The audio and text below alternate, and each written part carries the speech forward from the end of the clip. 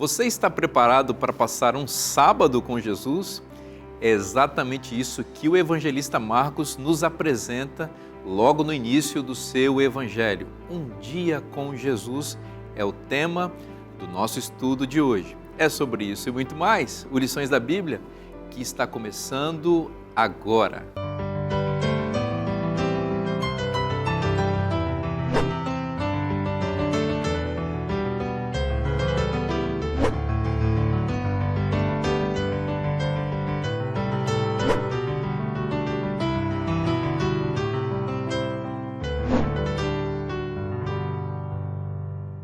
Eu já estou aqui na boa companhia dos meus queridos amigos que dispuseram de seu tempo para estar conosco nessa temporada para estudar o Evangelho de Marcos. Que bom que você também está aí com a gente, ligadinho na telinha da TV Novo Tempo, quem sabe agora na sua casa, estudando a Palavra de Deus, se preparando para amanhã estar em uma das nossas igrejas adventistas para compartilhar também o estudo da lição da Escola Sabatina. E eu quero fazer um convite para você que ainda não foi a uma igreja adventista do sétimo dia, você é meu convidado especial, vá a uma igreja às 9 horas da manhã, você é recebido na Escola Sabatina, pode chegar lá e dizer, olha, eu sou convidado do programa Lições da Bíblia, o pastor Vinícius disse que vocês têm aqui o estudo do programa e eu quero também participar, você vai ser muito bem recebido em nossas igrejas, tá bom? Bom, vamos continuar conversando aqui e antes de entrarmos no tema específico, é claro, vamos apresentar os nossos amigos convidados tão especiais dessa temporada. Aqui à minha esquerda, pastor Adailson, que bom ter você com a gente, amigo. Obrigado, Vinícius, mais uma vez, nos deliciando com o livro de Marcos, né? Estamos juntos. Muito bom ter você com a gente. Pastor Natal, bem-vindo mais uma vez, meu irmão. Mais uma vez é um prazer estar aqui, dividindo a palavra de Deus com vocês e com os amigos que nos assistem. Exatamente. Pastor Gustavo, irmão, bem-vindo mais uma vez. Bênção demais estar aqui com vocês, privilégio estar aqui com os nossos amigos também. Vou pedir você para fazer uma oração, Gustavo. Vamos orar. Pai querido, obrigado pelo privilégio de estudar a Tua Palavra, pela certeza de que o Senhor cuida de nós, que escuta a nossa oração e nesse momento pedimos a iluminação do Senhor para compreender melhor os assuntos que o Senhor deixou em Tua Palavra. Amém. Fica conosco em nome de Jesus. Amém. Amém. O Evangelho de Marcos é o mais sintético dos evangelhos, especialmente entre os evangelhos sinóticos, né? Dando uma explicação rápida aqui, sinóticos são evangelhos semelhantes. Nós temos 4 evangelhos, Mateus, Marcos, Lucas e João. Os 3 primeiros são os evangelhos sinóticos. Mateus, Marcos e Lucas compartilham o mesmo material praticamente, né? Eles vão abordando a vida de Cristo mais do ponto de vista narrativo, enquanto João é um evangelho diferente, em que ele vai pegando ênfases teológicas, especialmente a divindade de Cristo, e apresentando para os seus leitores. Agora, é muito curioso, Natal, como cada evangelista dá o seu toque a respeito do mesmo tema, da mesma história, e apresenta nuances diferentes. E agora vamos falar do início, né? Como é que Marcos resolve começar seu ministério? É verdade. Cada autor apresenta um jeito de começar a falar do ministério de Jesus. João fala do milagre em Caná, da Galileia, não é? E alguns outros evangelistas apresentam um dos aspectos de cura ou de milagre de Jesus. Marcos escolheu começar falando de um grande sábado na vida de Jesus, em que ele expulsou o demônio, curou a sogra de Pedro, curou um monte de gente, depois foi orar. Ele quis começar mostrando esse Jesus salvador ativo. Porque veja, Lucas também conta essa história que nós vamos ver em Marcos hoje. Ele também fala dessa história, desse sábado maravilhoso. Só que Lucas já começa com um sábado antes, quando Jesus foi expulso da sua própria cidade lá, na Galileia, em Nazaré. Então, nós vamos trabalhar essa semana com um sábado especial na vida de Jesus, o primeiro relatado por Marcos. Nós 4 aqui somos pastores, e é curioso que Marcos tenha começado como sábado, né, na vida de Cristo, e a gente sabe o que é um sábado na vida de um pastor, né? É um dia de bastante atividades, né? De trabalho para Deus, né? A gente já começa o dia na escola sabatina, cada um de nós vai para uma classe de escola sabatina, é professor, vai pegar o conteúdo aqui do Lições da Bíblia e vai transmitir, depois tem uma pregação, à tarde sempre tem uma visita, tem uma reunião, tem alguma coisa para fazer em prol de alguém, tem o atendimento da própria família, é um dia corrido. E é legal, né, Gustavo, que Jesus, aqui em Marcos, é apresentado nesse dia de sábado, a gente se identificou um pouco com isso daqui, né? É verdade. A vida adventista, né? Muito corrida no sábado. Tem gente que acha que a gente não faz nada, não, pelo contrário, é de muita atividade, né? Jesus mesmo disse, meu pai trabalha e eu continuo trabalhando, né? E a gente também vai na mesma linha de Cristo, trabalhar para Deus no sábado, fazer o bem, exatamente é uma das vocações desse dia. Agora Jesus, ele é apresentado aqui, Gustavo, também chamando pessoas para serem seus discípulos, para serem seus auxiliares nessa obra extraordinária que ele não fazia apenas no sábado, mas o sábado era a grande apoteose dessa obra. Não, e essa parte do chamado ela é fantástica, porque na época de Jesus, vamos pensar, era uma nação teocrática, servir a Deus era prioridade, uma família voltada para Deus era prioridade. Então talvez o desejo de um pai era que o filho estudasse nas escolas rabínicas, se tornasse um mestre da lei, alguém muito estudioso. Só que esses filhos ou esses jovens, vamos dizer assim, não deu certo, eles foram por outro caminho e quando não dava certo para ser um rabino, batia no ombro dele e falava, ó, vai cumprir o ofício dos teus pais, né? Só que agora vem um rabino e diz assim, vem e segue-me. E aí a gente entende o porquê que eles abandonam as redes e vão, porque o chamado de um rabino dizendo, vem e segue-me, era dizendo assim, olha, por mais que a vida tenha dito que você é um desqualificado, que você não serve para isso, eu acredito em você, acredito no seu potencial, acredito que você pode se parecer mais comigo. Então eles abandonam tudo e vão seguir Jesus. Ainda não tinham a plena compreensão de quem Jesus era, do que representava, mas simplesmente pela possibilidade de fazer algo mais grandioso e talvez cumprir um sonho dos pais, um dia se tornar também um mestre da lei, um rabino, foi algo que atraiu os olhos daqueles jovens e eles prontamente seguiram. Pastor, é importante observar que esse chamado que Jesus fez para eles não foi assim do nada, eles conheciam Jesus antes, né? Porque como Marcos é rápido de um relato para o outro, dá a impressão que eles nunca viram Jesus e Jesus falou, segue-me. E eles falaram, vou seguir esse homem sem conhecê-lo. Quando a gente vê a cronologia bíblica, os estudiosos conseguem estabelecer uma cronologia da vida de Jesus, diz que esse chamado de Jesus foi depois de um ano, talvez, depois do batismo dele, um ano e meio.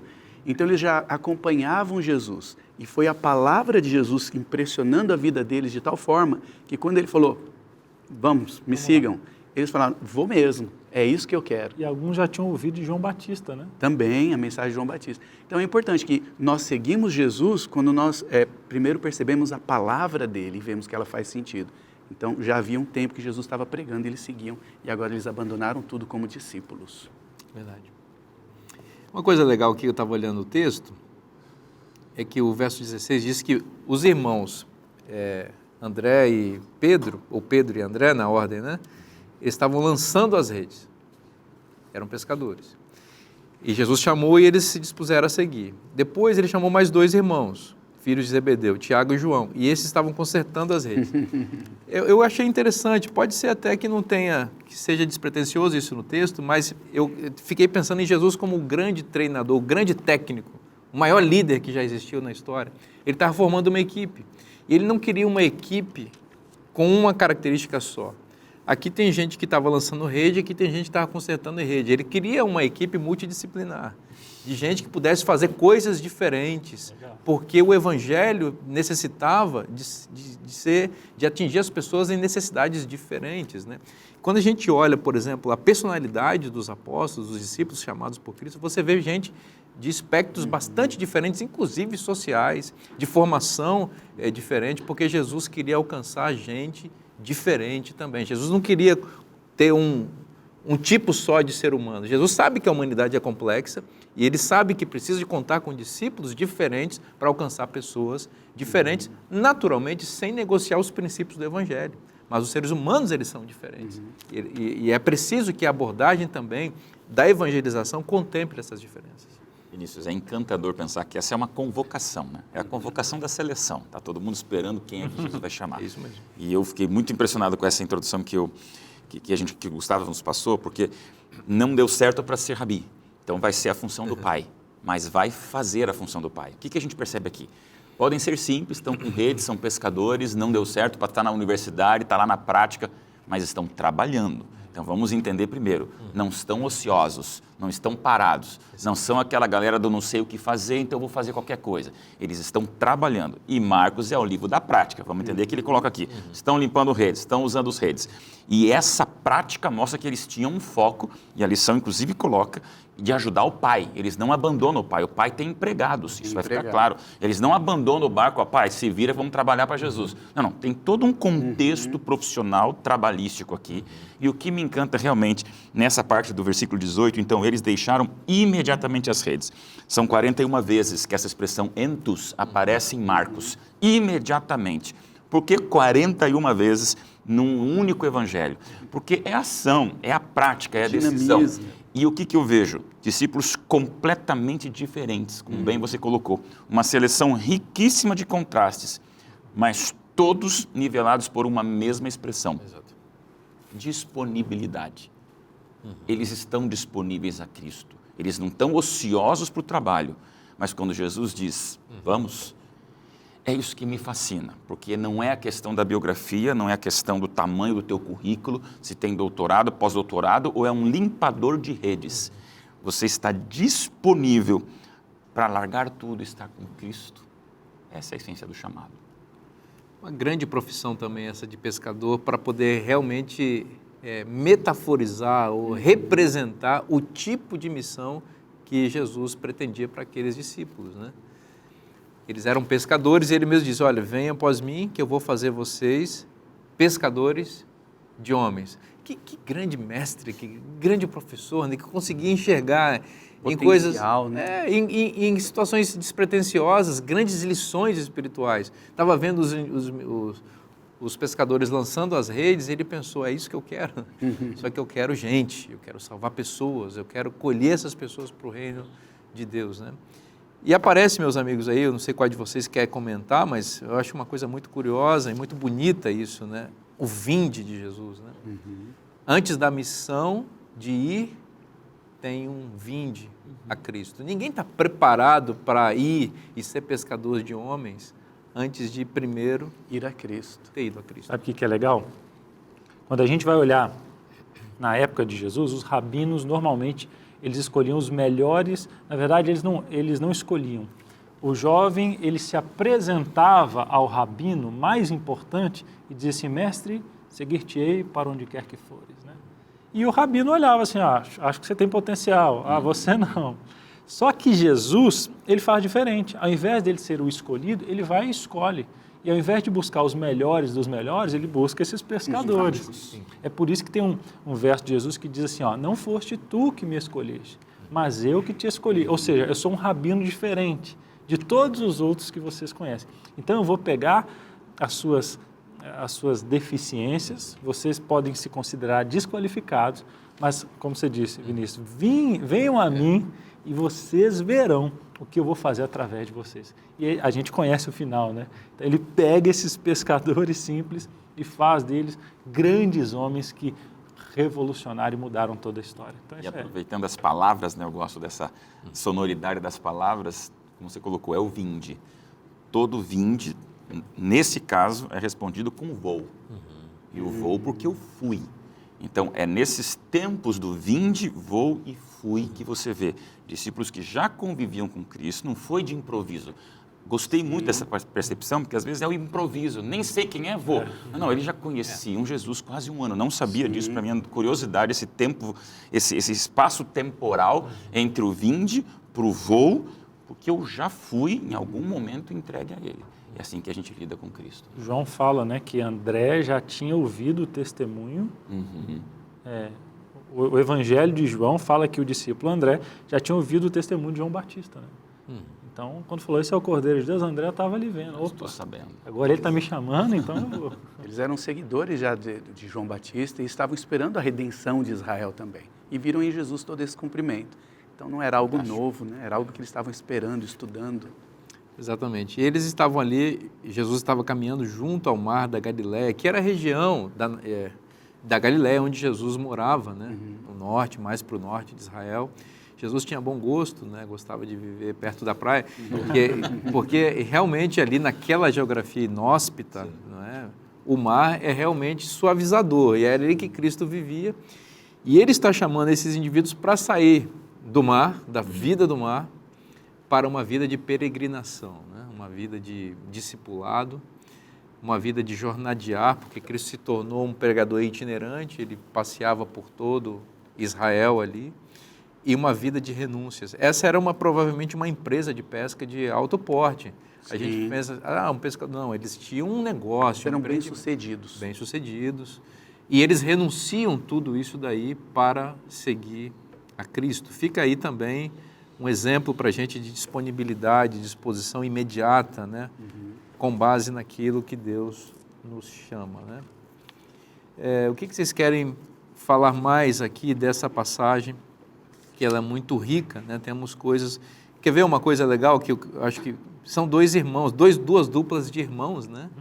Jesus está chamando, né?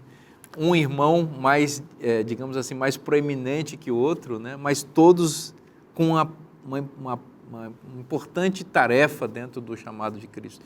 André e Pedro, Tiago e João, né? Agora vamos pensar, se estamos lidando com duas duplas de irmãos, e Jesus vai direto nos irmãos e eles imediatamente aceitam, aí a gente tem que lembrar que há um berço familiar de disponibilidade a isso. Então, um pai que continua com os empregados, porque veja, pensando se fosse uma empresa, vamos dois filhos largar a empresa do pai e de repente já havia então, não está na Bíblia, mas é óbvio que há então um pai que já abençoa os filhos para Jesus falar assim, posso chamar os dois que eu sei que eu não vou derrubar a casa.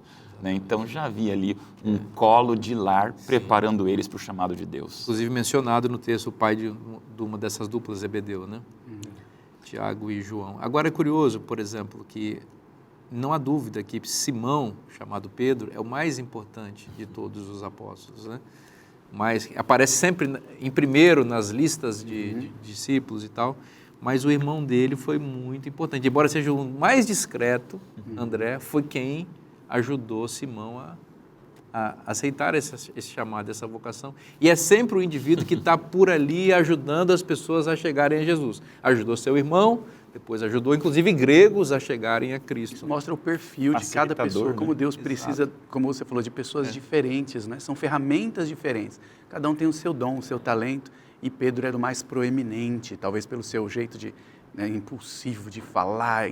Cada um tinha a sua característica. Você veja, André era o mais discreto, mas trabalhava nos bastidores. E Pedro era a estrela da companhia, vamos chamar assim, o grande evangelista, pregou para 3.000 pessoas. Na outra dupla, você tem um que é o primeiro a ser martirizado, Tiago. Esse já vai desaparecer. E o outro é o último a morrer. João. Nessas duas duplas a gente vê contrastes aí, mas que todos foram muito úteis, de acordo com os dons e talentos que tem, né? A gente percebe também, Vinícius, que eles passaram por um processo, né? Pedro, impetuoso, negou a Jesus, depois morreu como mártir também. João, filho do trovão, no final ele escreve, filhinhos amados, e tal, parece até outra pessoa. Então você percebe que quando a gente vai até Cristo, transformações acontecem. Não importa se você ou eu, nós nos achamos desqualificados. Vamos até Jesus e a mudança, a obra vai ser feita a partir daqui. Tem muita gente que espera, quando eu for perfeito eu vou até Jesus, mas é ao contrário, né? A gente vai a Jesus para ser um pouco mais transformado e tentar ser um pouco mais semelhante a Ele. É isso mesmo, Jesus está chamando a todos nós, inclusive você que está aí acompanhando esse programa. A gente vai fazer um intervalo bem rapidinho, não sai daí, o programa volta já já.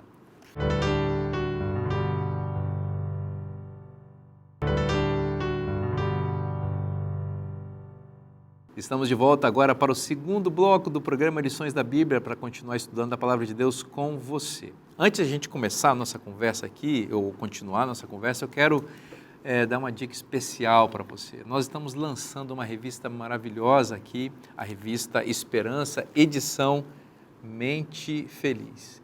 Quem não quer ser feliz? Quem não quer ter uma mente liberta, por exemplo, da ansiedade? Você que está aí em casa, por exemplo, sabe o que significa a pressão as expectativas que às vezes as pessoas têm a nosso respeito, e às vezes a gente treme na base, né? A gente às vezes fica com medo, fica angustiado, sua frio, às vezes a gente tem que recorrer a medicamentos, a médicos, tudo isso faz parte naturalmente, mas seria tão bom se a gente pudesse ter um caminho assim de cura e liberdade, né?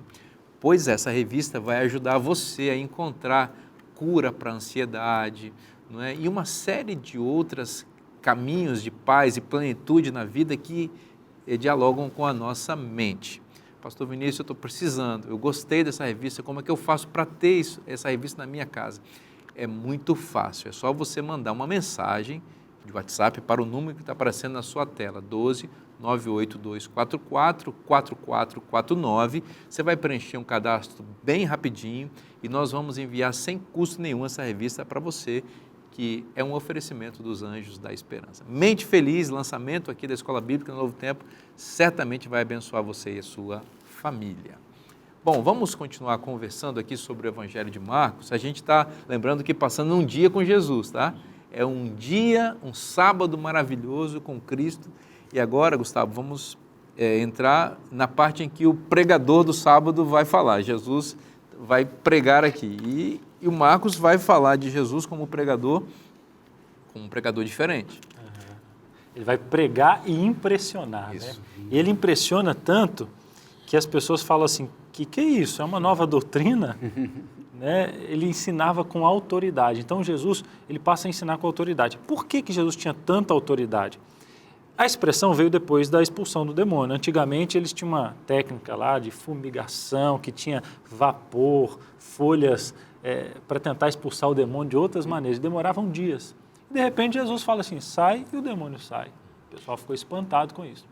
E outro ponto, que eu acho que vem a autoridade de Jesus, a gente encontra até em outro evangelho, mas a gente pega o gancho. Por exemplo, Mateus 23, de 2 a 3, diz assim, ó, só o verso 3, fazei tudo e guardai, pois tudo quanto eles vos disserem, porém não imiteis as suas obras, porque dizem e não fazem.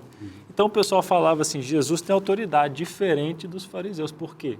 Porque eles dizem e não fazem. Então, aqui está uma lição para a gente, sabe? Quando a gente ganha autoridade, quando a gente não é hipócrita. A gente não precisa ser perfeito, mas a gente precisa tentar viver aquilo que prega. Altos e baixos, mas isso nos dá autoridade hoje em dia também, assim como deu a Jesus. Isso é um tema extraordinário, a autoridade para pregar. A autoridade, ela é fundamentada na vida. Não pode haver essa separação entre aquilo que eu falo e aquilo que eu vivo. O Evangelho, ele é integral. As minhas palavras, elas precisam corresponder com aquilo que eu experimento, que eu vivo. Isso é dentro de casa, começa. Né? Quem tem filho sabe como é que é pregar o Evangelho com autoridade. Ou não, porque uma coisa é você falar, outra coisa é você viver, né? Então, como as crianças, as pessoas que também estão aí fora, elas estão esperando a coerência das nossas palavras com a nossa vida. Que a autoridade a gente ganha e também perde, né? Como você falou dentro de casa, um pai que perdeu a autoridade precisa avaliar os motivos. Exatamente. E Jesus é o grande mestre com a autoridade. E essa autoridade não era só, Natal, da doutrina. Embora a doutrina de Cristo fosse extraordinária, embora não nova, Jesus não está inventando a roda, ele está apenas explicando o que a Bíblia já dizia, mas que havia sido perdido, mas uma doutrina que aparece com um ar novo, porque os escribas e fariseus haviam esquecido da interpretação correta das Escrituras. E eles ficavam repetindo os rabinos, né? Olha, de acordo com Hilel, é assim, faz de acordo com Shammai. E Jesus vinha e falava assim, ó, está escrito. É assim, autoridade pura nas Escrituras, e ele era a autoridade. Mas, pastor, é interessante ver que Jesus ele transfere essa autoridade dele para nós, no nome dele, para expulsar demônios também. Em outro livro, né, o de Lucas, capítulo 10, verso 19, Jesus fala assim, ó, eu vos dei autoridade para pisar de serpentes e escorpiões, que são as forças do inimigo. Essa palavra autoridade, que é a mesma que fala aqui de Jesus, nos sermões dele, quer dizer que é algo concedido. Deus concedeu essa autoridade para ele e ele concede para nós. Como o pastor falou, Eles não conseguiam expulsar demônios. O humano não pode fazer isso, é impossível. E Jesus veio e trouxe esse poder. Mas uma questão para a gente levantar aqui é, por que aparecem tantas pessoas endemoniadas nos evangelhos? E especialmente em Marcos, que demonstra Jesus em ação, mais do que pregando, né? Jesus veio na plenitude do tempo. Gálatas 4:4 diz que Jesus veio assim quando o tempo estava cheio, na hora dele vir. Vários aspectos mostram isso. O povo falava uma língua só, quer dizer, todo mundo sabia se virar no grego, né? A Roma tinha as estradas, mas um dos aspectos é que o diabo tinha aprendido a dominar o ser humano. Então Jesus veio na hora certa. Ellen White diz que o diabo ele tinha aprendido nesses milhares de anos a dominar o ser humano. E Jesus veio e já cortou isso logo no começo. No nome dele, pela autoridade dele, nós podemos expulsar demônios também. Então é só para a gente entender por que aparecem tantos endemoniados no livro. E Jesus trouxe autoridade para cortar esse poder e nós temos essa autoridade. Daílson, nesse sábado em Cafarnaum, Jesus está pregando. Imagina, a gente é pregador. E se tem uma coisa que a gente não quer que aconteça, é isso daqui. É verdade. Pensem a situação. Às vezes já aconteceu comigo de estar pregando, entrar um bêbado na igreja e começar a falar. Talvez você já tenha experimentado isso. É uma situação de tensão, porque vai desafiar, inclusive, a sua autoridade. Não é? Porque dependendo do que acontecer ali, você pode ficar descredibilizado como pregador, inclusive. E aqui a situação ela é mais drástica porque é um endemoniado. Um espírito imundo que veio para tumultuar não só o ambiente, mas já estava tumultuando a vida daquela vítima que estava ali diante do autor da vida, né? E o quadro não foi bonito, né? Não foi. Eu me lembro de uma frase em tempos de pandemia que define um pouco essa nossa semana aqui tão especial. Existem décadas onde nada acontece e existem dias onde décadas acontecem. Isso foi o que nos norteou aquele período de incerteza. Nós estamos vivendo aqui um capítulo onde livros acontecem e num dia onde décadas acontecem. E veja que esse é o embate pela escritura de posse do ser humano. Exato. Está dentro do templo. Vamos lembrar que o endemoniado é dentro do templo. Acontece algo assim, é uma ousadia demoníaca. E aqui eu queria trazer um pouquinho mais para a materialização disso. Eu fui pesquisar alguns termos, porque a gente pensa, pode ter sido uma convulsão. Alguns se equivocam quando falam em possessão, epilepsia. Gente, vamos entender que aqui nós estamos falando de um espaço espiritual. Existe uma palavra que se chama esparaço, que vem desse termo agitando-se. O que é isso? É uma ânsia de vômito, é algo que vem de um enjoo, é um nojo coletivo. E vamos lembrar que no versículo 24 do capítulo 1 de Marcos diz, que temos nós contigo. Oral, né? Vamos entender aqui que é como se fosse todos os demônios juntos dizendo, olha, o que nós temos contigo. É a luta espiritual do inferno contra Jesus. Para dizer bem claro o que é que está acontecendo aqui. Então não vamos entender assim de maneira rasa que Marcos, por ser o livro dos endemoniados, onde tem mais declarações de possessão, eu gosto de pensar que se Marcos é o livro que tem mais casos de possessão, Jesus venceu todos os casos de possessão. Então aqui você vê que é sobrenatural, a coisa é visceral, é um enjoo das trevas contra a luz, mas é uma autoridade de um Cristo dizendo, você não entra no templo, você não entra na vida de um ser humano. E um basta de Cristo desbarateia por completo todos os demônios do universo. Isso nos dá força, nos dá esperança e nos dá confiança.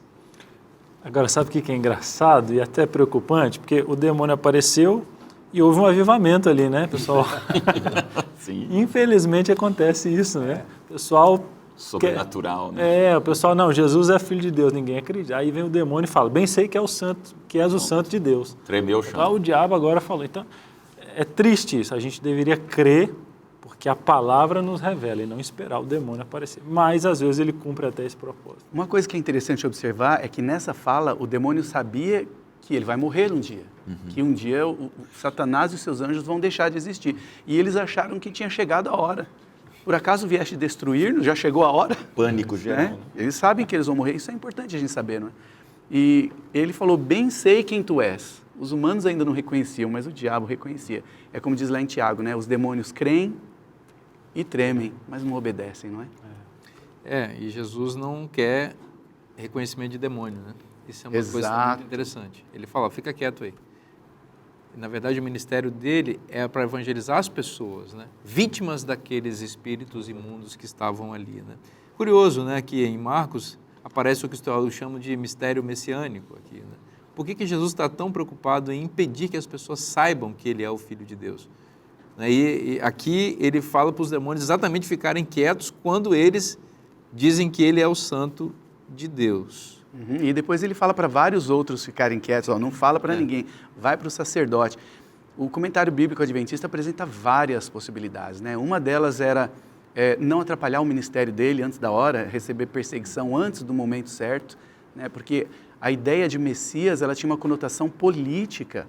Eles estavam esperando um Messias libertador para tomar o jugo, tirar o jugo romano e se sentar no trono terrestre romano.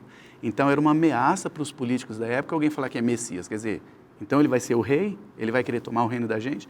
Então, Jesus tinha a preocupação de acelerar a perseguição, de estragar o seu ministério, como acontecia. Nós vamos ver depois que um homem divulgou tanto que ele teve que ficar fora da cidade, ele não podia nem entrar mais, né? A questão política e porque tinha que ser reconhecido pelas suas palavras, pelos seus sermões, não porque todo mundo estava falando. Então são as possibilidades, ele fala assim, calma, fica quieto, espera, ainda não.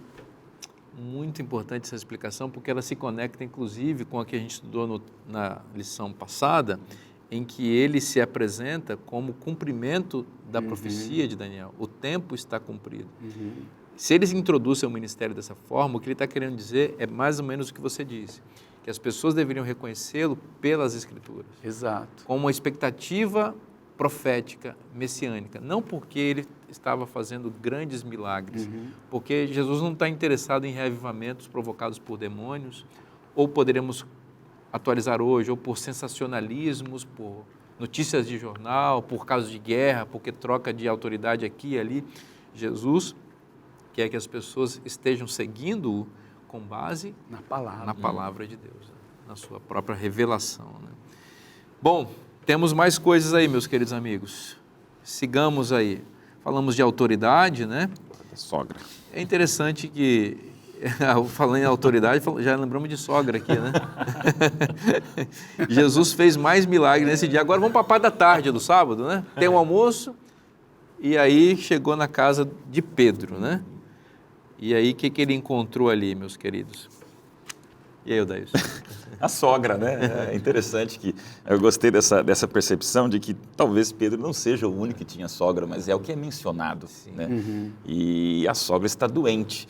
Aqui não é nenhuma definição bíblica clara, mas para a gente entender um pouquinho a gravidade, não era uma doença pequena. Isso gerou em Cristo uma comoção para um milagre acontecer. Dizem que na região de Cafarnaum haveria muitos pântanos próximos. Então, uma das possibilidades, estamos falando agora de possibilidades, seria que, quem sabe, a sogra de Pedro tivesse com um tipo de malária. Nesta possibilidade, não é simples, não é uma febre pequena. Pode não ser, tá ok? Mas só para entender esse cenário de que temos aqui uma pessoa doente, enferma e que está deixando toda a família devastada e preocupada. E ninguém sabia baixar a febre naquele tempo também. A lição diz que ter febre naquele tempo era um risco de morte. Eles não tinham ideia do que fazer. E vinham com as poções deles, as ervas e as coisas que podiam até matar a pessoa. E Jesus veio e curou também, mais uma vez, eles não sabiam expulsar demônios, Jesus mostrou como. Eles não tinham como tirar a febre e Jesus curou as sogras de Pedro. E a notícia espalhou, né? A notícia espalhou, que curou. E é interessante que no versículo 32, a palavra menciona que à tarde, ao cair do sol, trouxeram Jesus todos os enfermos e os endemoniados. Isso aqui foi muito interessante ao estudar a lição, porque era uma visão que a gente tinha, não só os fariseus tinham esse preconceito contra a cura no sábado. Então, dá a entender que o povo também tinha essa má compreensão, né? Talvez achando que era errado curar no sábado, esperaram o pôr do sol para levar os enfermos até Jesus. Tem uma frase na lição aqui de texto, acho que foi você, Natal, que conversou sobre ela no intervalo. Você falou, os leitores de Marcos observavam o sábado. Tem uma explicação para isso. Isso é demais, né? Porque, como a gente falou na lição da primeira semana, Marcos escreveu para um público não judeu. Então, ele traduz as expressões, né? Jesus falou talita cumi, que quer dizer menina levanta. Jesus fazia isso porque os judeus costumavam fazer assim. Mas, no caso, ele só fala, quando deu o pôr do sol, as pessoas trouxeram os doentes. Ele não explica, porque os judeus costumavam guardar o sábado de pôr do sol. Por que ele não explica? porque ele está escrevendo para cristãos que já guardavam o sábado. Isso é muito interessante, não é? E é uma prática que é comum para ele e seus leitores. Né? Era comum. Pressuposto. Porque, como você disse, ele fala assim, porque os judeus costumavam fazer isso, a pressuposição era, nós não fazemos mais. Né? Exato. Mas ele falou do sábado como se fosse uma coisa comum. Naturalmente. Natural. Falou, deu o pôr do sol, trouxeram um monte de gente. Eles sabiam do que ele estava falando. Agora, Ou seja, os cristãos guardavam o sábado, né?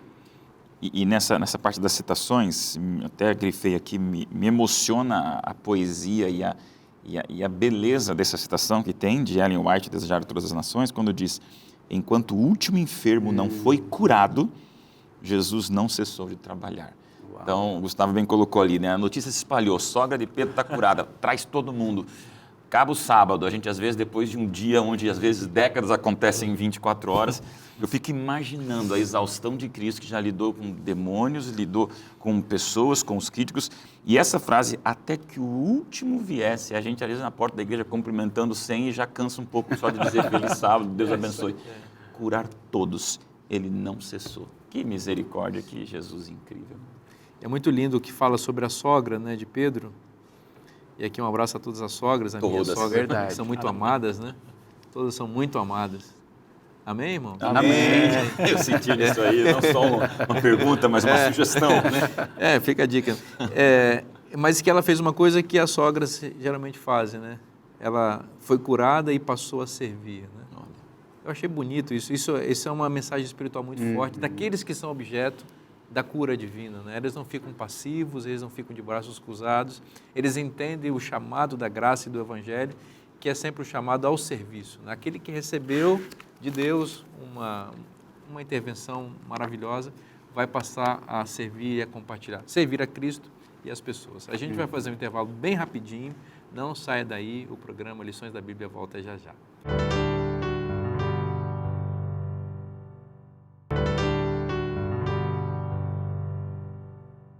Estamos de volta com o programa Lições da Bíblia e vamos continuar juntos aqui estudando a Palavra de Deus no Evangelho de Marcos. Falar em estudar a Bíblia é lembrar do nosso guia de estudos. Você já fez a sua assinatura do nosso guia de estudos, da lição da Escola Sabatina? O trimestre está só começando, a temporada está bem no início, dá tempo de você pedir a sua lição e receber esse maná de Deus que chega quentinho para nutrir sua vida espiritual.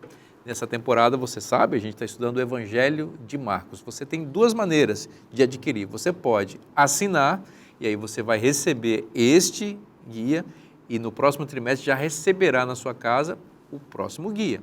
Ou você pode adquirir de forma avulsa esse material. Tudo isso você adquire pelos canais de atendimento da Casa Publicadora e eu destaco aqui o site cpb.com.br. Corre lá e não perca a sua lição. Vamos continuar estudando aqui o conteúdo do nosso guia de estudos, ainda falando sobre esse dia inaugural aqui do Ministério de Cristo, de acordo com o relato do evangelista Marcos. No bloco anterior, a gente viu Jesus fazendo muitas curas, curou a sogra de Pedro e curou muitas outras pessoas em Cafarnaum.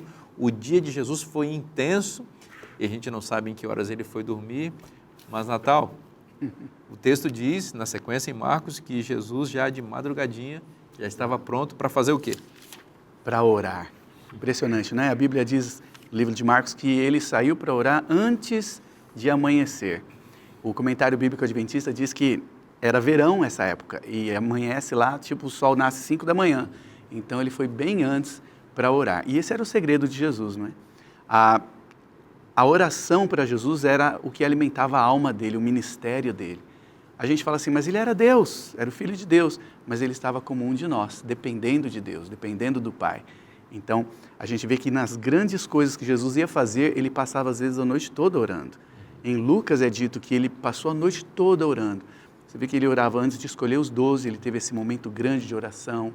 Antes de grandes eventos, antes da cruz do Getsemane, ele orou muito. E amigos, aqui está um segredo que explica muita coisa, não é? Por que Jesus dormia nos barcos, em plena tempestade e tudo? É porque ele tinha passado a noite em oração. Ele aproveitava às vezes a hora da travessia, que dava umas 2 horas por aí, para dar uma dormida. Jesus orava durante a noite. Mesmo nesse dia que ele curou pessoas desde o pôr do sol até não sei que horas, ele levantou cedinho para orar. O evangelista Marcos nos diz no início, e os outros evangelistas também, que Jesus foi para o deserto antes de iniciar seu ministério e ficou ali 40 dias, se preparando para a grande missão que ele tinha. E aqui, no verso 35 do capítulo 1, diz que antes de madrugada, Jesus saiu para um lugar deserto para orar. Para mim foi inevitável pensar que cada dia tem seu deserto de preparação. Como houve um deserto de preparação para todo o ministério de 40 dias, Jesus reservava um deserto em cada dia para se preparar para os desafios do dia. A preparação inicial, a faculdade de teologia, no caso de nós somos pastores, ou a experiência espiritual que nós tivemos no passado, ela não vale para os dias específicos. Nós precisamos aplicar aqueles princípios de preparação em cada dia. Não podemos ter autossuficiência. Aqui está o Deus encarnado, reconhecendo que precisava de um deserto diário com Deus para buscar a Deus, para vencer os desafios do dia. E é legal que a gente está vendo um sábado agitado, vamos lembrar disso. Jesus estava sempre muito ocupado, mas nunca ocupado demais para orar. Isso aqui, quando eu li isso, eu falei, Senhor, me perdoa, porque esse é um assunto que eu não conhecia alguém ainda que fala, eu não preciso ouvir isso, né? Eu já oro o suficiente. Mas a gente aprende com Jesus que apesar da ocupação, inclusive da ocupação com o trabalho de Deus, a gente precisa ter tempo para orar. E uma oração que nos impulsiona para a missão. Assim? Só para fechar a ideia do deserto que ele falou, Jesus tinha que criar esse deserto, porque senão as pessoas iam vir até ele e iriam atrapalhá-lo. Por exemplo, aqui quando fala em 1,35, que Jesus se levantou de madrugada, no verso 36 diz, Simão e os que estavam com ele procuravam Jesus por toda parte. Ou seja, ainda bem que ele estava retirado, porque senão ia interromper cedo a oração dele. E quando o encontraram, disseram, todos estão à sua procura. Ele tinha que se retirar mesmo para fazer a oração. E gosto de ir para o relógio, né? Vamos pensar. Sempre antes de amanhecer, a hora mais escura, né? A gente sempre sabe que seria a última vigília das 3 às 6 da manhã. Então, se 5 da manhã já está amanhecendo, vamos pensar que é por volta das 3:30 da manhã, às 4 da manhã, que Jesus já estava orando. Assim como a gente comentou, né, que dos 51 imediatamente dos evangelhos, 41 estão em Marcos. O livro do imediatamente é o livro do Jesus amanhecendo cedinho. Ele deixa muito claro, antes do amanhecer, na prática, Cristo já está orando. Então você começa a saber os sims, os imediatos e as concretas respostas do céu, como Jesus tinha o tempo todo, quando você prioriza no teu imediatamente, o antes do amanhecer, já está de joelhos com Deus. Sabe que tem outra coisa, Thaís, nesse verso 36 que eu achei muito curiosa também, que diz que Jesus estava ali orando de madrugada, no 35, e no 36, que Simão e os que com ele estavam procuravam Jesus diligentemente. Então, aqui tem um advérbio, né? Diligentemente, ou seja, eles estavam procurando com bastante intensidade, eles queriam achar Jesus de qualquer jeito, e tem um motivo para isso. Tinha uma multidão lá querendo encontrar Jesus. Fiquei pensando nisso daqui. Às vezes, como líderes espirituais, que todos somos, né, em níveis diferentes, às vezes a gente também é pressionado por necessidade de outras pessoas e a gente não tem como atender essas necessidades. Então, Pedro e os seus amigos aqui nos dão uma boa dica de quando as necessidades espirituais dos outros batem a nossa porta e a gente não sabe o que fazer. Procura diligentemente a Jesus.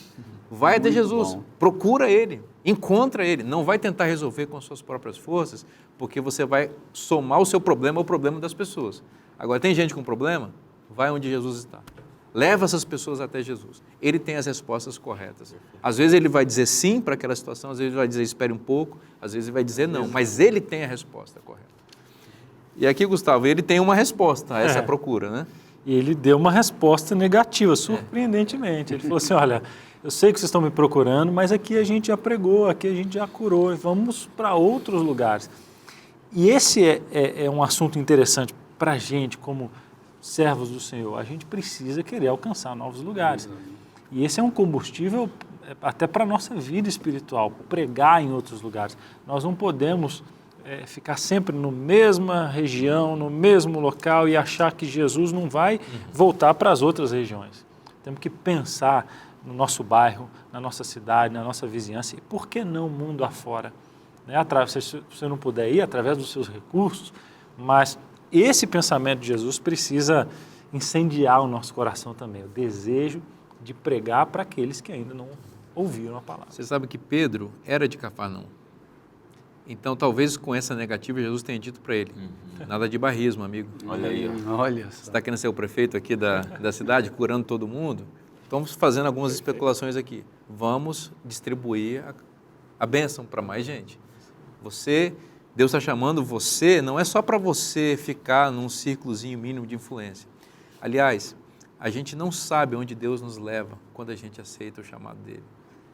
A gente não tem noção do quanto Deus pode ampliar a nossa influência quando a gente atende o chamado dele. Se a gente permitir que ele expanda os nossos limites. E aqui Deus está dando essa lição para Pedro. Olha, não é só para Cafarnaum não, Pedro. Tem mais lugares aí. Pedro tinha argumento, né? Poderia falar, mas aqui está precisando. Como às vezes a gente faz na igreja. Para que eu vou lá? Aqui está precisando tanto. E você vê que tinha mais pessoas para curar, né? Tinha mais pessoas, mas eu não vim para ficar curando pessoas, eu tinha que pregar a palavra. Eu vim para isso. E ao ir para outra cidade, no verso 36, ele pregava nas sinagogas e expulsava demônios. Tinha a necessidade em todos os lugares. Curiosamente, Flávio Joséfa diz que seriam pelo menos 200 cidades e vilas na região. Só para a gente entender numericamente, quando Jesus faz essa primeira viagem, ele sai, eram muitos povoados, né? Pequenos, todos bem pequenos. Mas é uma quantidade que faz você não ter barrismo algum. Né? Exatamente. Bom, e foi nessa jornada que ele encontrou um outro indivíduo com bastante necessidade, e uma necessidade gravíssima, né? Que era a lepra, né? Quem vai falar dos impedimentos? Eu acho que era você, Dailson? Não, isso aí vamos comentar um pouquinho que até o século XX, veja, estamos falando agora recente, tá? Coisinha aqui, um pouquinho antes dos nossos pais, avós, qualquer situação de lepra só tinha duas opções de cura, não é nem cura, de tratamento. Quarentena e isolamento. Tá? Estamos falando aqui de 50 anos atrás, 100 anos atrás. Tá? Então, quarentena e isolamento até o século XX era a única maneira de lidar com lepra.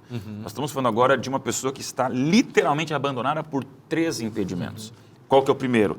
Desde Naamã, 800 anos antes, não havia uma cura. Então, você não tem um background, curou ontem, curou semana passada. Estamos falando de 8 séculos sem um depoimento de cura. Segundo, completamente visto como amaldiçoado por Deus. Então, não tem background de cura e você é uma maldição de Deus. E, em terceiro lugar, Jesus completamente inacessível por esses dois impedimentos. Então, ele tem 3 bloqueios. Não chego a Jesus, sou amaldiçoado e não tenho nenhum background de cura. Essa é a situação do leproso. E ele não podia querer se aproximar de Jesus com medo de contaminar Jesus também, tornar Jesus imundo. E veja, Jesus nunca ficava imundo, né? Não. Porque a imundície cerimonial era um problema na época. Você não podia participar dos ritos dos santuários se você tivesse imundo. Vê, a mulher com menstruação, por exemplo, ela falou, se eu tocar na beirinha da roupa dele, eu não contamino ele. Mas Jesus nunca se contaminava com nada.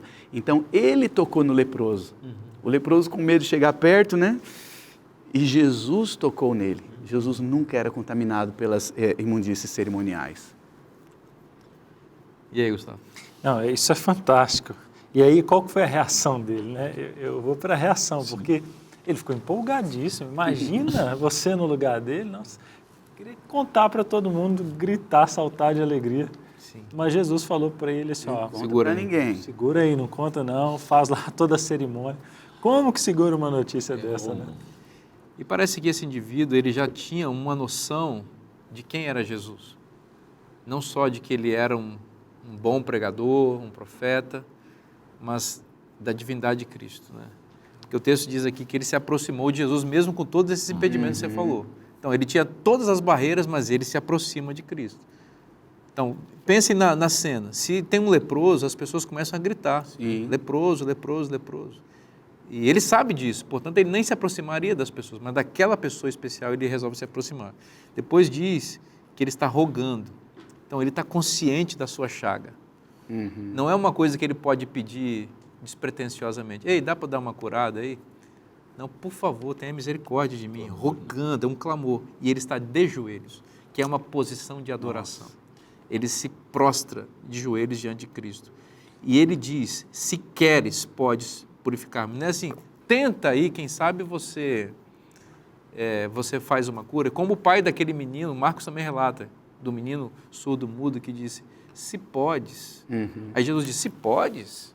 Como assim? Tudo é possível que crê. Aqui ele diz, não, se você quiser, Jesus, você pode me curar. Então, ele está acionando aqui, não é uma possibilidade, ele está acionando a vontade de Deus para curá-lo. E o texto diz no verso 41 que Jesus ficou profundamente compadecido. Não é pouca Essa é uma coisa expressão isso. muito forte. Ele moveu o coração de Deus. Gente, a gente tem que pensar que quando a gente se ajoelha diante de Deus, a gente roga, reconhece a nossa chaga, reconhece que Deus tem poder, isso toca o coração de Deus. Isso mexe com Deus. Ele ficou profundamente compadecido e imediatamente agiu, e imediatamente a cura veio para aquele homem. É uma sequência extraordinária que nós temos que aprender, porque nessa história o leproso sou eu. É isso aí. A gente tem que se colocar no lugar do leproso. A gente tem uma chaga, uma lepra terrível, que só pode ser curada com uma atitude como essa aqui. E você vê que ele demonstrou fé na vontade de Deus, né? Porque ele falou, se o Senhor quiser, o Senhor pode me curar. No caso, ele disse, entre aspas, que seja feita a tua vontade. Falou um amém, né? Não é verdade? Eu tenho uma frase comigo que é assim, ó, se você buscar a Deus como nunca buscou, você vai experimentar coisas que você ainda nunca experimentou. Eu, na minha juventude, eu às vezes questionava, cadê o Deus de Daniel, de Elias, de Moisés? Só que aí eu vi que eu era muito distante do Elias da Bíblia, do Moisés da Bíblia. Deus está perguntando, quer o Elias da Bíblia? Cadê o meu Elias dos dias de hoje, né? Então me busca com intensidade e você vai experimentar coisas que ainda você não experimentou. Foi o que o leproso fez. Que maravilha. É hora de a gente ir a Cristo com as nossas necessidades, reconhecendo quem Ele é. Ele é poderoso, Ele é amoroso. Deixa eu te falar uma coisa. Ele quer salvar você. Ele quer curar você. Pode ir a Ele, confiando no poder e na boa vontade que Ele tem de salvar. Esta mensagem maravilhosa de graça e esperança está na Bíblia, e se está na Bíblia, é bom para você.